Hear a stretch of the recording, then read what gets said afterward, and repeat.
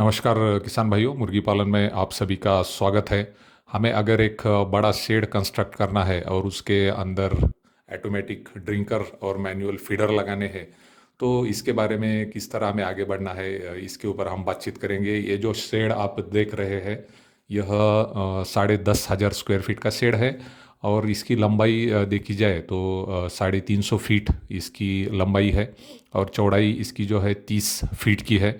आप सभी को पता है कि चौड़ाई ज़्यादातर हम 30 फीट के ऊपर लेते नहीं है, तो इस तरह से लंबाई कितनी भी हम ले सकते हैं। तो टोटल मिला के यह 10,500 स्क्वायर फीट का शेड है।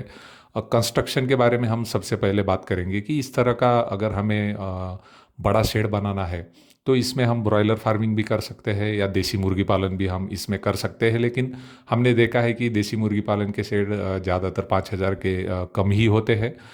तो इसमें ज़्यादातर ब्रॉयलर फार्मिंग में बड़े पैमाने पर शेड बनाए जाते हैं जिसकी लंबाई भी ज़्यादा होती है। शेड बनाते समय हमें मोटी मोटी बातें क्या ध्यान रखनी है, ये सबसे पहले देखेंगे। शेड बनाते समय हमें डायरेक्शन जो है सबसे पहले पूरब से पश्चिम, ईस्ट वेस्ट डायरेक्शन लंबाई रखनी है। और उसके बाद इम्पॉर्टेंट बात आती है कंस्ट्रक्शन की। तो कंस्ट्रक्शन करते समय हमें पहले बेसमेंट का काम करके लेना चाहिए। ज़मीन के ऊपर कम से कम 1 फीट तक हमें बेसमेंट बना लेना चाहिए। और यहाँ पर देख सकते हैं कि एक बार हम बेसमेंट पक्का बनाना है हमें सीमेंट कंक्रीट का, और उसके ऊपर हमें साइड में 1 फीट की दीवार बनानी है। और उस 1 फीट की दीवार कंस्ट्रक्ट होती है तो उसके ऊपर हमें कम से कम 5 फीट से लेके 8 फीट तक की जाली हमें बिठानी है।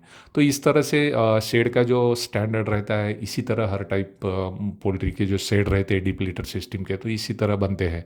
खाली हाइट जो है हमें ध्यान रखनी है। हमारे एरिया में गर्मी है तो हाइट हम थोड़ी ज़्यादा रखते हैं, यानी साइड की जाली मैंने इसीलिए आपको बोली कि 5 फीट से लेके 8-9 फीट तक हम रख सकते हैं। उसके बाद बारी आती है वो छत की। तो छत के लिए मेटल सीट जनरली सब यूज़ करते हैं क्योंकि ये अच्छा ड्यूरेबिलिटी रहता है, ज़्यादा दिनों तक चलता है। लेकिन इससे गर्मी जो है शेड में बढ़ने के चांसेस रहते हैं।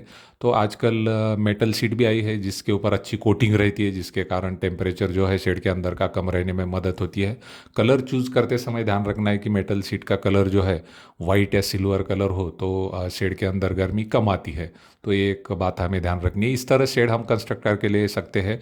और जनरली इसका खर्च अगर देखा जाए तो 250 रुपये से लेके 350 रुपये पर स्क्वायर फीट के हिसाब से यह खर्च आता है।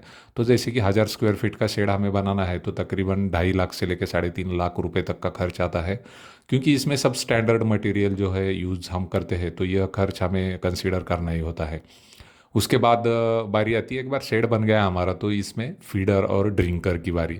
ड्रिंकर जनरली जब शेड बड़ा होता है तो ऑटोमेटिक ड्रिंकर, पानी की जो सिस्टम है हमारी वो ऑटोमेटिक होनी ज़रूरी है, क्योंकि इतने बड़े शेड में हम मैन्युअली पानी जो है हाथ से नहीं डाल सकते। तो इसलिए हमें ऑटोमेटिक ड्रिंकर लगाने जरूरी। इसके लिए आपको टंकी जो है पानी की वह शेड के ऊपर, छत के ऊपर हाइट में लगानी ज़रूरी है।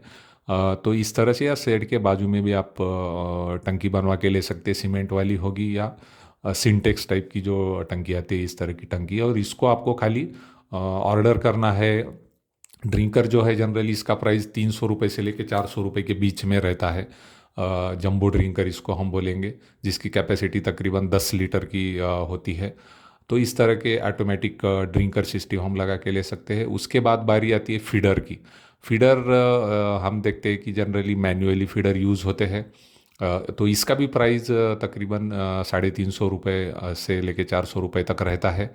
तो एक फीडर का प्राइस बल्क में लेते हैं तो प्राइस थोड़ी बहुत कम हो सकती है। हमें खाली देखना है कि अच्छे कंपनी का जो है वह फीडर और ड्रिंकिंग सिस्टम लेना है, ताकि वो ज़्यादा दिनों तक चले, ड्यूरेबल रहे, क्वालिटी अच्छा रहे। तो इस तरह से ड्रिंकिंग का ऑटोमेटिक सिस्टम और फीडर का मैनुअल सिस्टम इस शेड में हमें देखने मिलता है। इन्होंने बिठा के लिया है ये।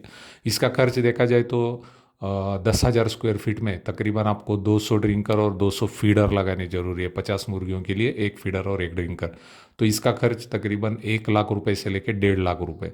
ये वेरिएशन इसलिए है कि जितने अच्छे क्वालिटी का हम फीडर ड्रिंकर लेते हैं तो खर्च थोड़ा बढ़ जाता है। तो ये आपको तकरीबन 200 के लिए 1 लाख से लेकर 1.5 लाख तक ये खर्च आपको आएगा।